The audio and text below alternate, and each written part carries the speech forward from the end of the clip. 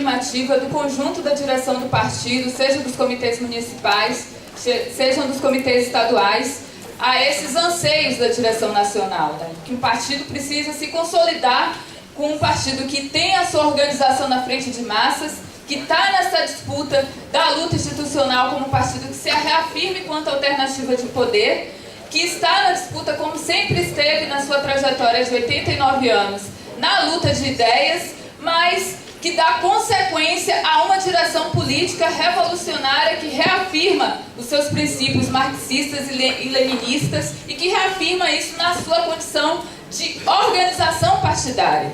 Eu acho que isso é um fator positivo. A gente tem um diferencial claro dos outros partidos de esquerda. Eu acho que nenhum partido de esquerda consegue ter essa dimensão da realização de um encontro para debater internamente como é que nós vamos caminhar na luta dentro da sociedade. E como eu estou aqui nas falas finais, eu acho que eu vou fazer uma contribuição bem mais pontual, porque a riqueza dos debates aqui me contemplam em alguns aspectos políticos. Primeiro, em relação a essa questão dos comitês municipais. Eu acho que é nos comitês municipais que nós temos que ter um sentimento mais investigativo do que significa mesmo essa base política do partido.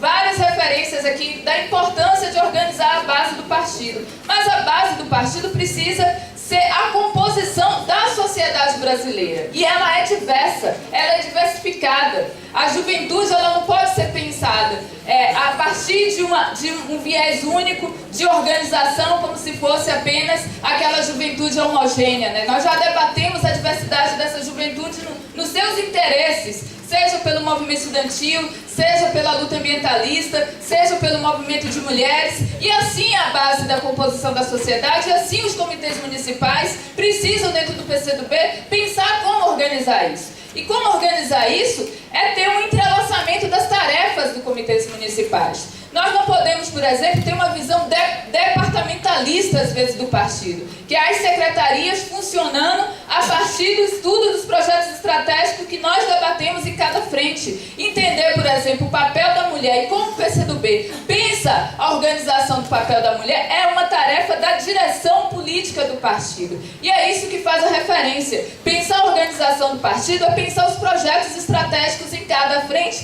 e ter um acúmulo coletivo sobre isso.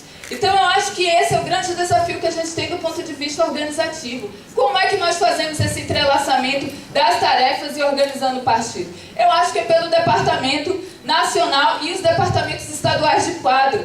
Essa experiência que a gente está tendo inicial na Bahia, por exemplo, do departamento estadual, tem um componente de cada frente, de cada espaço, cada área de pensar o partido, é fundamental para a gente entender que a política de quadros é uma consequência do acúmulo e do debate político sobre os projetos estratégicos que nós temos dentro do nosso partido. Então, esse é o acúmulo. Por isso que faz essa referência que o departamento de quadros não é do ponto de vista numérico. Por exemplo, na juventude, nós temos quadros na direção estadual da JS, e isso é de controle do Departamento Estadual de Quadros. Não, é pensar como esse projeto estratégico da UJS acumula e renova a militância do partido, e isso desemboca numa política de quadros. Então, eu acho que esse é o desafio, o compromisso daqueles, principalmente daquelas que estão aqui presentes, dos comitês municipais, de ter esse sentimento investigativo do que significa a base partidária,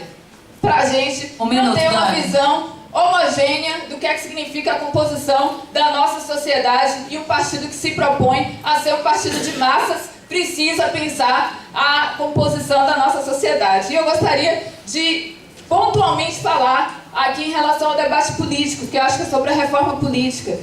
Nós não podemos desperdiçar a chance que nós temos de ter eleito pela primeira vez uma mulher, mas não só do ponto de vista político. A reforma política pode fortalecer o acesso e a participação de poder das mulheres, porque a lista fechada, pré-ordenada, com alternância de gênero, é de fato a oportunidade que nós temos de modificar a composição do Congresso Nacional. Então, essa questão da reforma política para as mulheres deve ser um debate mais centralizado e uma conquista que eu acho que nós podemos ter no Congresso Nacional.